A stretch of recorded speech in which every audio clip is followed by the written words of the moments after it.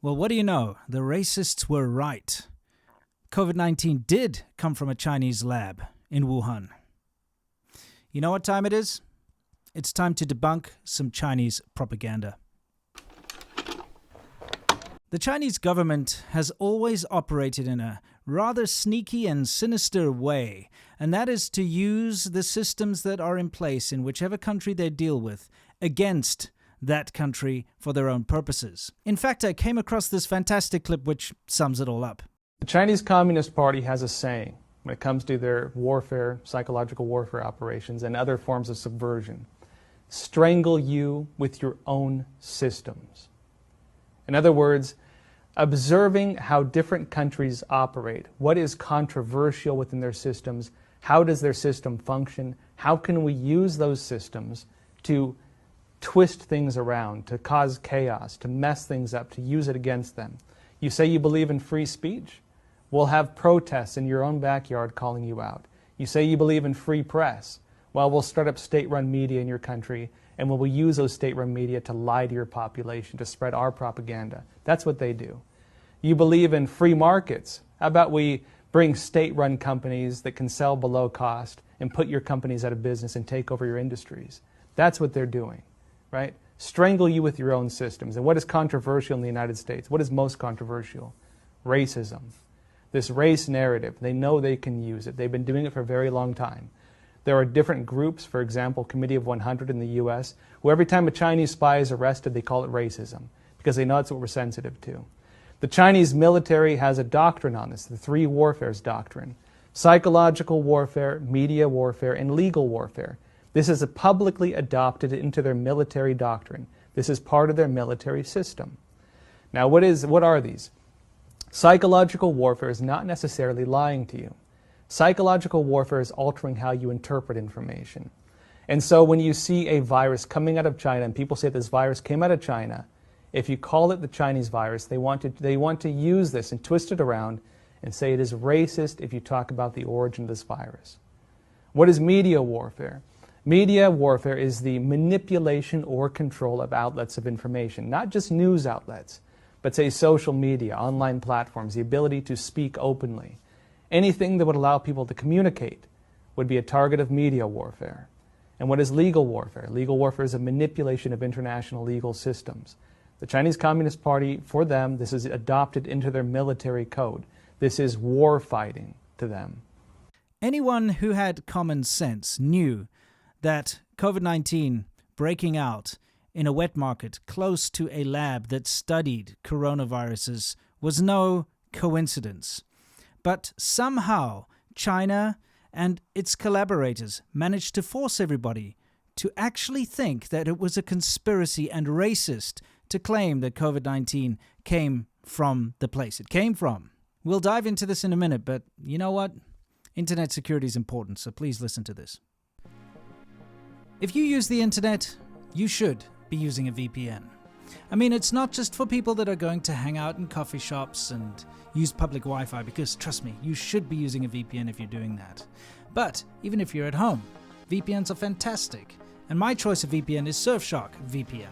The reason I enjoy VPNs is not only does it give me peace of mind, masking my IP and putting everything I do through an encrypted tunnel, but it also allows me to avoid discriminatory price gouging depending on where I live. On top of that, region-locked content like certain shows that are blocked in my country, no problem. I can just set my server somewhere else and bingo, I can access it. VPNs are fantastic and I can 100% recommend Surfshark.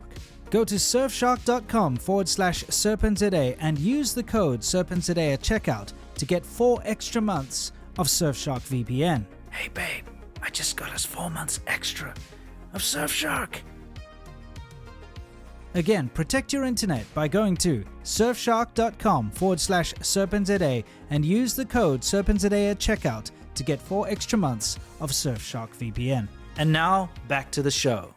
To those of us in the know who lived in China, have dealt with the Chinese government, have met and wined and dined with Chinese officials, and have Chinese family, and have walked the walk and talked the talk, as soon as this whole shutdown of Wuhan happened, where they allowed people to travel internationally out of Wuhan, but not to travel anywhere domestically within China from Wuhan, we knew what was going on.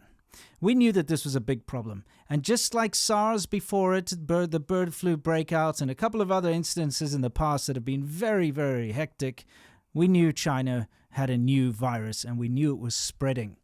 And we knew it was coming from Wuhan. And the Chinese government itself told everybody it was from Wuhan in the beginning. And the doctors, like Dr. Li Wenliang, who tried to spread awareness about this new pneumonia breaking out in Wuhan, at least to his colleagues, was forced, and they were called in to sign confessions and put their fingerprints and sign to say that they were spreading rumors, and they were disciplined.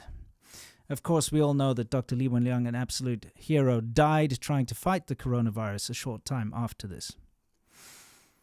It's crazy to think that China managed to brainwash absolutely everyone into thinking that the coronavirus didn't come from China.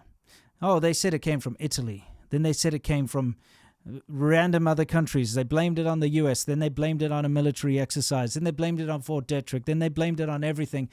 They had the WHO in their pocket, spinning lies on behalf of the Chinese government, telling the world and tweeting out that there is no human-to-human contact when the Chinese government already knew that there was. But the WHO was tweeting out that according to the Chinese government, there's no human-to-human contact. An absolute betrayal. And of course the WHO would do so because the leader of the WHO at the time, Tedros, owed a lot of his position, his success, and of course his career to China. So why would he not act on their behalf? The fact of the matter is that China is responsible for millions of deaths worldwide. It's been common knowledge amongst people who actually understand China for the longest time. But it's only very recently that the rest of the world has started to take this seriously. So the White House released this Lab Leak Origins website. Let's look at it together, and I'll tell you what I'm talking about. All right, so I've pulled it up here, and it says Lab Leak, the true origins of COVID-19, and we have a picture of Trump in the middle of it. All right, number one. The virus possesses a biological characteristic that is not found in nature. Of course, we know that. Data shows that all COVID-19 cases stem from a single introduction into humans. This runs contrary to the previous pandemics where there were multiple spillover events. Number three, Wuhan is home to China's foremost SARS research lab, which has a history of conducting gain-of-function research, gene-altering and organism supercharging, and inadequate biosafety levels. We know many people have complained at the lax level of safety. And by the way, having lived in China for 14 years, I know factories are very unsafe when it comes to worker safety. So many shortcuts are taken. We've seen what happens when they build bridges and build buildings. They collapse because they use the wrong materials. If a shortcut can be taken in China, it is. China is the land of shortcuts and facades. So to think that a biolab is going to be safe is nonsense. The fact that I have been to hospitals where the nurses draw blood and they don't wear gloves and doctors are smoking in the hospitals, that type of thing.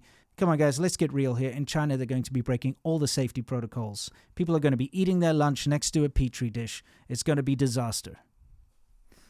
Number four, the Wuhan Institute of Virology researchers were sick with COVID-like symptoms in the fall of 2019, months before COVID-19 was discovered at the wet market.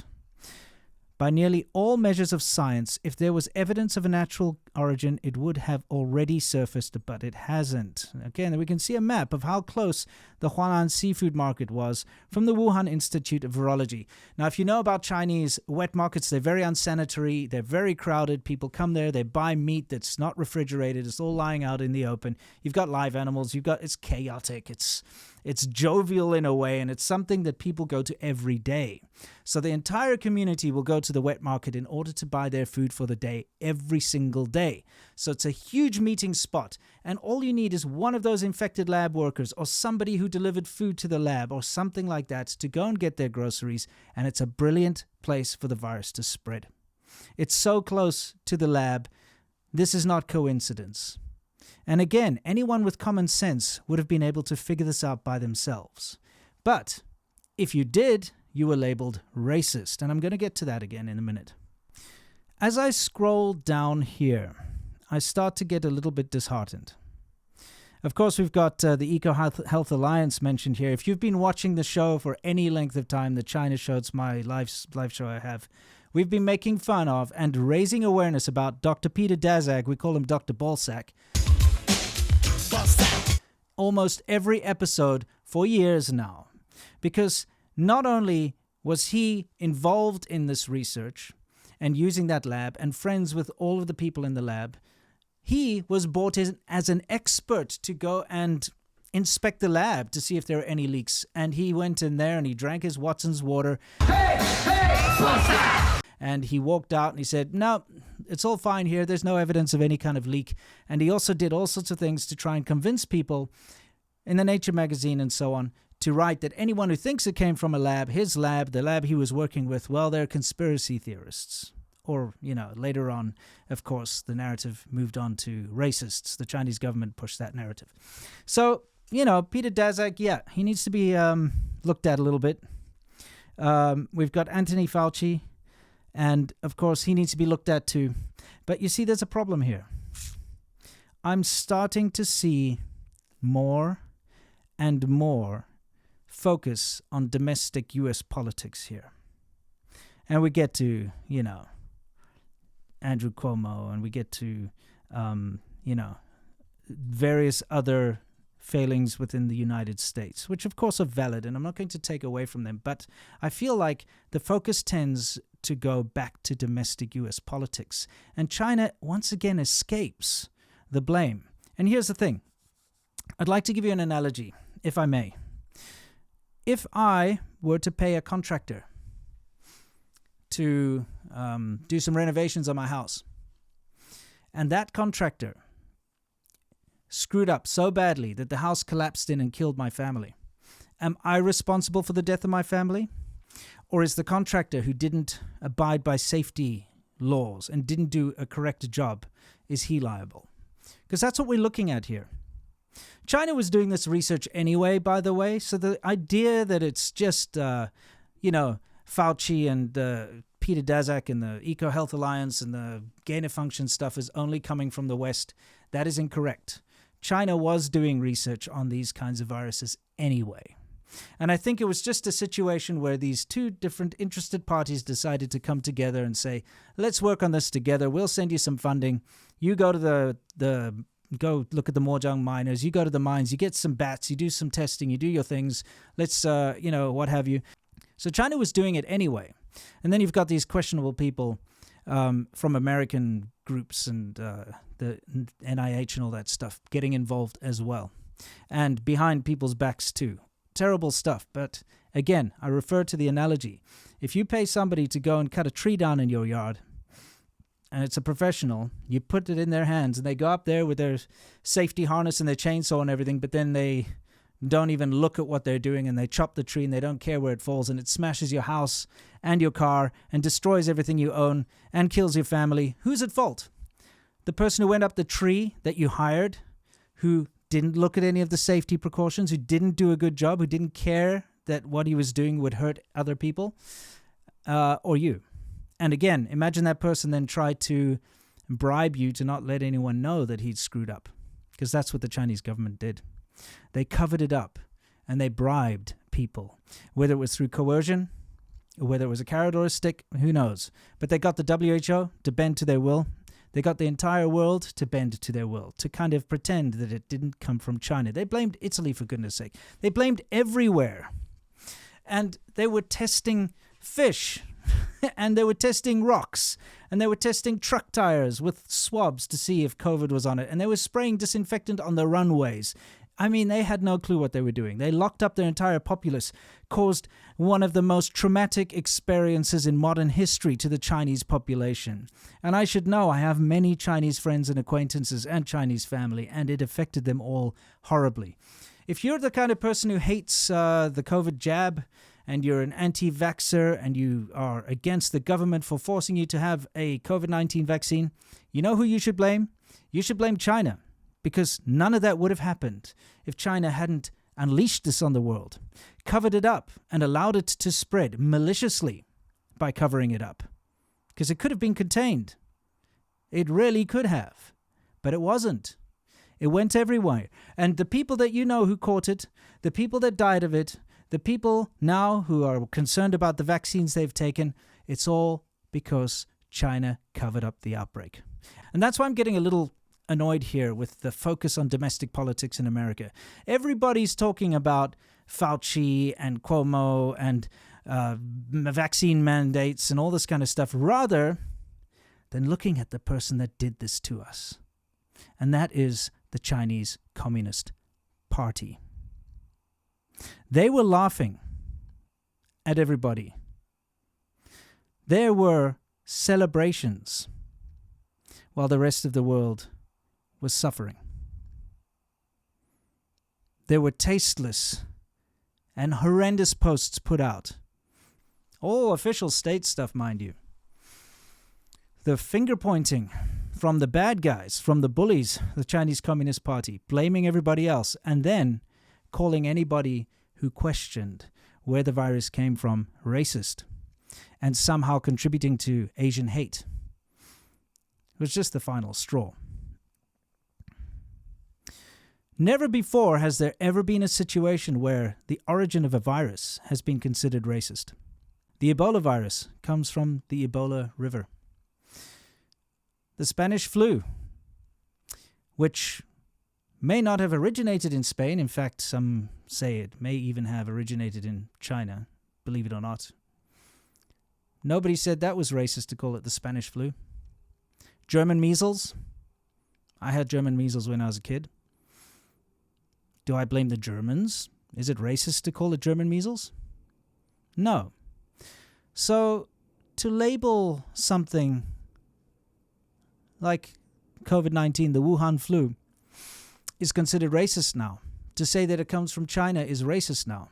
And it got to the point that if you were to say that it's very possible and probable that the virus came from the lab in Wuhan, which was studying and experimenting on this exact kind of virus, that all of a sudden you're the same as a thug who's beating up an elderly Asian person in San Francisco. Hashtag Stop Asian Hate. They hijacked the Stop Asian Hate movement just like they hijacked the BLM movement and every other movement because they know what the hot button issues are. They know what's going to get people distracted. They know what they can do to get people to turn a blind eye and start blaming each other rather than the Chinese government. The Chinese government is behind many of those Stop Asian Hate movements. And they have co-opted all sorts of non-profit organizations, and they have ties to these people that go out and protest, like Code Pink. There's an article all about it, if you like, down below. And they go out there and they call you racist for saying that the virus came from where it came from. And the Chinese government can sit back and laugh at the rest of the world while they squabble in amongst themselves about their domestic politics, pointing fingers at each other. All the while they had unleashed this terrible virus that wreaked havoc on the world, ground the world to a halt, affected countless families, killed countless grandparents, parents, daughters, sons, destroyed lives, and they get away scot-free. I don't like to see this. I don't like to see the bad guy getting away with something like this, and something so big. We need to hold China to account, and we need to ignore China when they cry racist, because guess what? It's not racist to say that COVID-19 came from China, because it did. Anyway, until next time, unlike the Chinese government, who destroyed the world and got away with it, stay awesome. Doing what I do can be quite the challenge. You know, I've got the Chinese government after me. I've got half the world who carries water for the CCP, and people who are invested in, and people who shill for China going after me all the time. I really appreciate your support by watching my video. And the best way to support me is to check out my secret show that I co-host with Lau86. Link is in the description. Hope to see you there. Stay awesome. How he's breathing right now. Yeah, wait a minute. Chain shape King Kong. Yes, change shape King Kong. like police brutality, all this kind of stuff, right? Where are people sharing this when people bring up police brutality or ACAB and all that? Yeah, exactly. Where's these clips? Yeah. It is the greatest ammunition you could ever use against CCP apologists of all time. Yes.